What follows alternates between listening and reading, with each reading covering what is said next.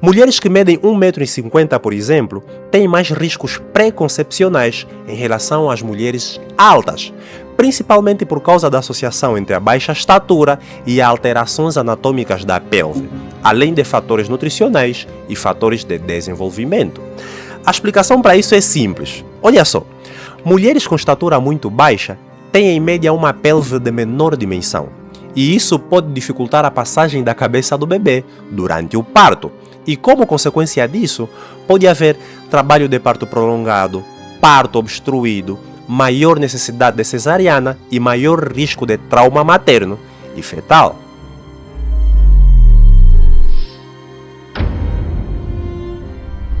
Olá meus amigos, eu sou o professor Evaristo Dalla e no vídeo de hoje vamos dar início à série Ginecologia e Obstetrícia. É que após termos terminado a série Ginecologia Sem Tabu, a minha caixa de mensagens ficou lotada de pessoas me pedindo para falar sobre distúrbios da gravidez. Por isso, decidi criar essa série de vídeos que está muito rica. São cerca de 50 temas para estudarmos tudo o que acontece antes, durante e depois da gravidez.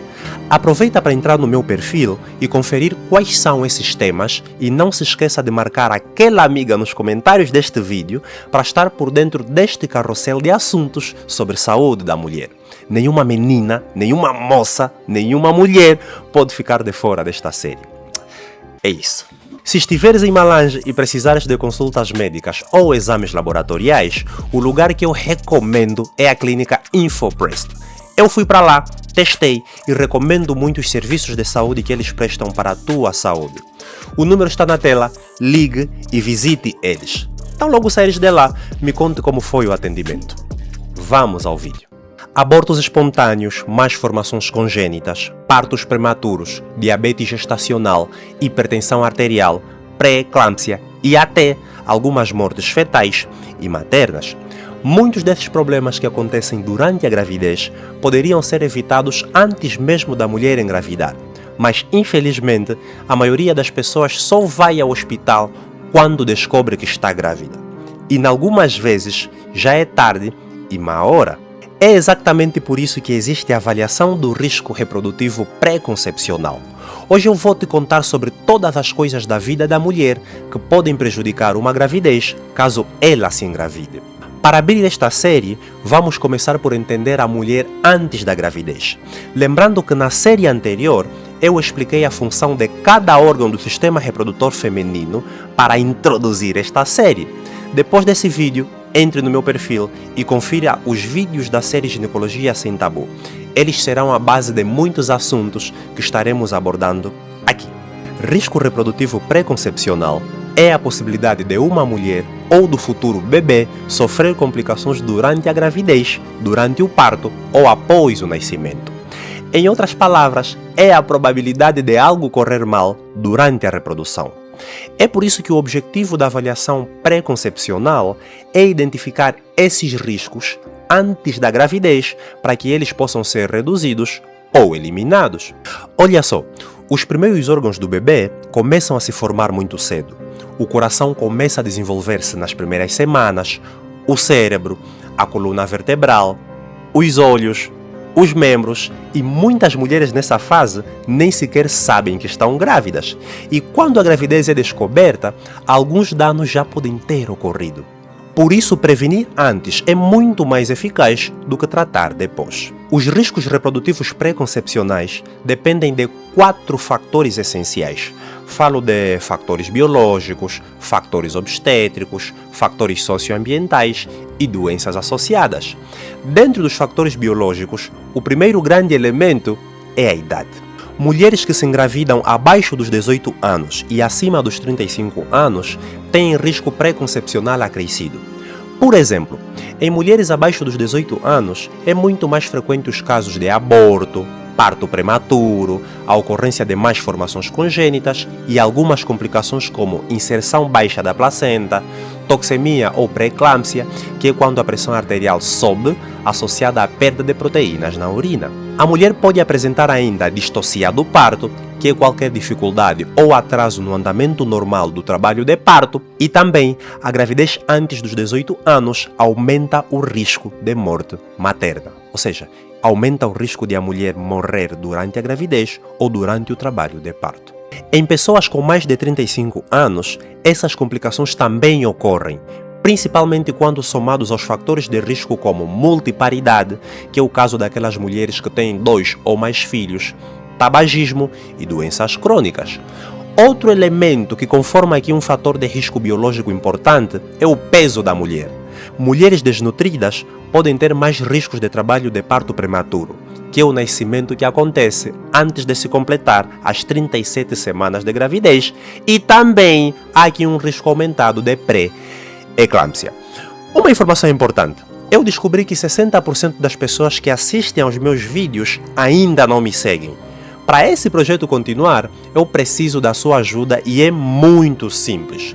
Você só precisa apertar no botão de seguir e deixar um like neste vídeo. Desta forma, esta plataforma vai entender que este conteúdo é essencial e vai distribuir para mais pessoas. Então me ajude aí, deixa o like e me siga. Vamos continuar. Em mulheres obesas, há grande risco de se desenvolver hipertensão arterial, pré-eclâmpsia, grande risco de darem à luz a bebês prematuros e bebês com baixo peso ao nascer. Falo daqueles bebês que nascem com menos de 2.500 gramas de peso. Outro fator de risco biológico importantíssimo é a altura da mulher. Mulheres que medem 1,50 m, por exemplo, têm mais riscos pré-concepcionais em relação às mulheres altas, principalmente por causa da associação entre a baixa estatura e alterações anatômicas da pelve, além de fatores nutricionais e fatores de desenvolvimento.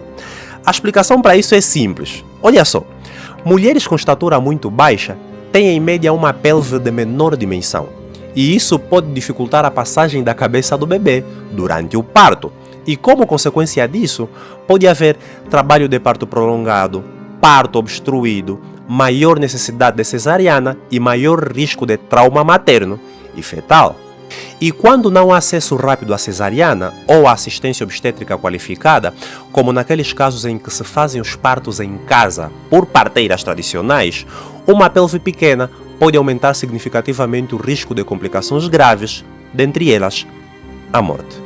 Outro grupo de fatores de riscos pré-concepcionais importantes são os antecedentes obstétricos e antecedentes reprodutivos da mulher, onde o primeiro elemento importante é o período intergenésico curto, ou seja, intervalo curto entre uma gravidez e a outra, que aqui em Angola o pessoal chama de escadinha, né? Que para nós significa tempo menor que 18 meses entre o fim de uma gravidez e o começo da gravidez seguinte. Quando isso acontece, a mulher tem maiores riscos de desenvolver anemia, né, durante a gravidez, ter um parto prematuro ou ter um bebê com baixo peso ao nascer e por aí fora. Deixa eu te perguntar uma coisa, você já colocou like nesse vídeo? Se já, quero te pedir uma coisa muito importante. Mencione pelo menos 5 mulheres nos comentários. 5! Somente 5 é o que eu te peço. Mesmo que não tenham filhos ou mesmo que não estejam grávidas. Este vídeo é para todas as mulheres. Mais mulheres precisam acompanhar a nossa série e ficar por dentro dos assuntos que vamos trabalhar aqui. Vamos continuar. Dentro dos antecedentes obstétricos, menciona-se ainda a cesárea prévia. Para início de conversa, qualquer intervenção no útero deve ser levada em conta pelo menos 2 anos por ser um fator de risco que não se pode modificar. A mulher tem que esperar pelo menos 2 anos após uma cesariana ou após uma intervenção no útero, após uma cirurgia no útero, para poder ficar grávida de novo. E isso é recomendado porque após uma cesariana, a cicatriz no útero demora meses a recuperar a sua resistência. Se a mulher engravidar muito cedo, especialmente antes de 18 ou 24 meses, podem-se aumentar os riscos de ruptura uterina durante a gravidez ou durante o trabalho de parto, sobretudo em tentativa de parto vaginal após uma primeira gestação por cesariana. Aumenta-se ainda o risco de placenta prévia, que é uma alteração da gravidez em que a placenta se fixa na parte de baixo do útero e cobre uma parte ou todo o colo do útero, causando sangramento.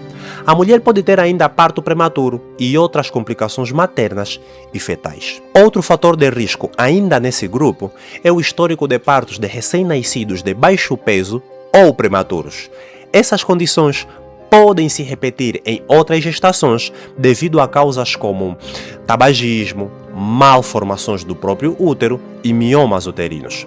E aqui um dado importante é que mulheres que já tiveram abortos espontâneos, bebês com malformações congênitas ou óbitos perinatais, que é a morte de fetos ou recém-nascidos que ocorre a partir da 22ª semana de gestação até o 7º dia de vida, devem ser estudados por um médico antes de se engravidarem de novo.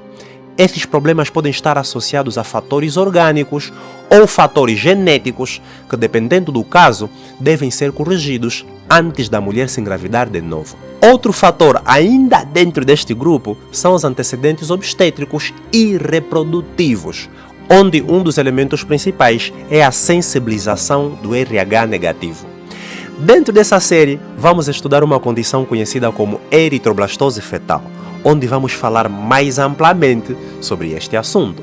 Por hoje, o que eu quero que saibas é que sensibilização RH negativo acontece quando uma grávida com sangue RH negativo entra em contato com sangue RH positivo do feto, gerando anticorpos que podem prejudicar as próximas gestações.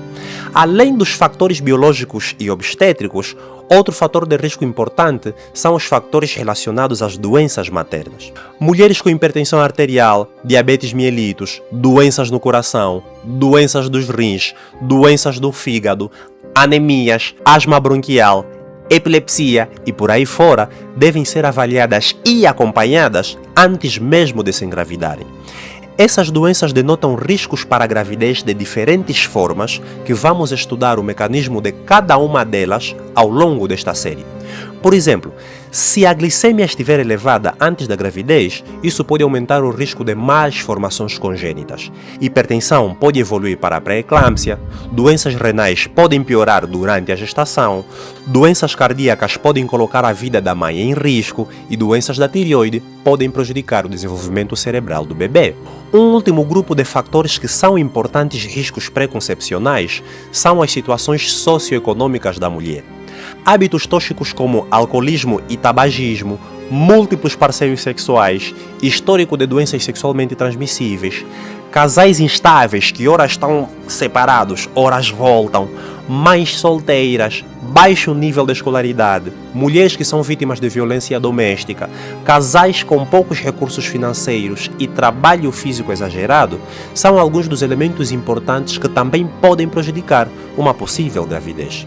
Todas as mulheres que desejam engravidar devem antes consultar um médico para se identificar padrões de vida e características próprias da mulher que podem se converter em fatores de riscos pré-concepcionais. Especialmente mulheres com mais de 35 anos, mulheres com doenças crônicas, obesidades, diabetes mellitus, hipertensão, epilepsia, doenças renais, doenças cardíacas, doenças autoimunes, infertilidade, abortos repetidos, perdas fetais anteriores, partos prematuros anteriores e históricos familiares de doenças genéticas devem, antes de se engravidar, fazer consultas com o médico. Um dado importante é que o parceiro também deve participar. A saúde do homem influencia diretamente a fertilidade e a saúde do bebê. A gravidez saudável não começa quando aparece o teste positivo. Ela começa meses antes. O verdadeiro pré-natal, na verdade, começa antes da mulher ficar grávida. Planear uma gravidez significa proteger duas vidas, a da mãe e a do bebê.